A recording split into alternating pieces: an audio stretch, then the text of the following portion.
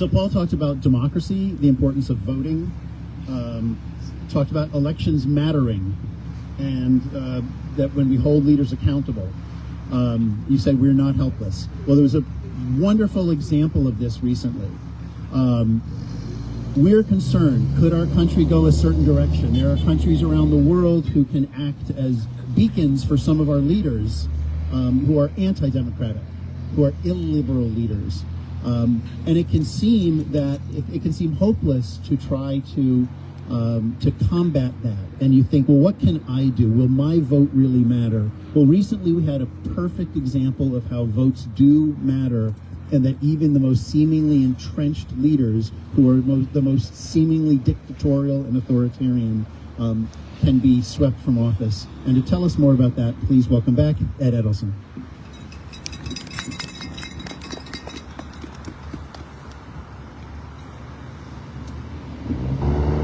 Getting shorter and shorter here. So any of you who've received an email from me over the last 2 years have probably become tired of seeing my signature, which has this quote: "When I despair, I remember that all through history the way of truth and love have always won.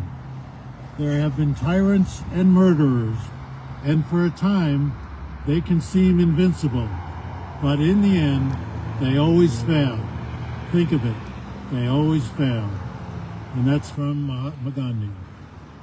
About a week ago, I was thinking, maybe I should stop putting that quote out there, because it doesn't seem like a lot of failure.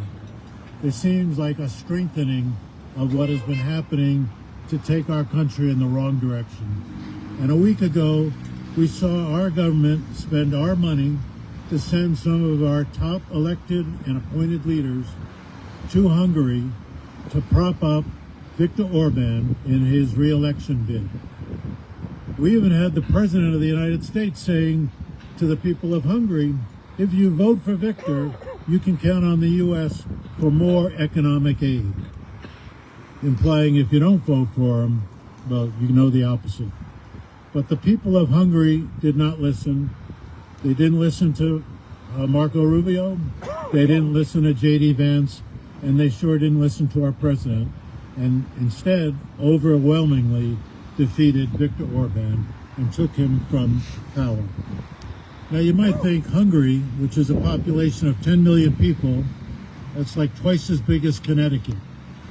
Now we're really good people, but still 10 million people is not a lot in the world. But because of Viktor Orban's philosophy that has been picked up by so many in the United States who have been leading the conservative movement, so-called conservative movement, is nothing like I recognize as the word conservative. But what he has stood for, in fact, what he stood for, I think, is all 7 of the anti-principles that Rick just laid out for us, in terms of the lies, the terms of his discriminating about people who are different than him, and his use of corruption to an extent that I think Hungary has never seen, and on a per capita basis we've never seen, but has become the leading light for so many people on the right. So I think now I can keep my signature the way it was, because once again Mahatma Gandhi has been proven right, but we got to keep working. And just as our other speaker said, we got to keep showing up and keep saying and doing what we know is right. And especially come November, we've all got to get out there and vote. So with that, I'll turn it back to Rick. Thank you.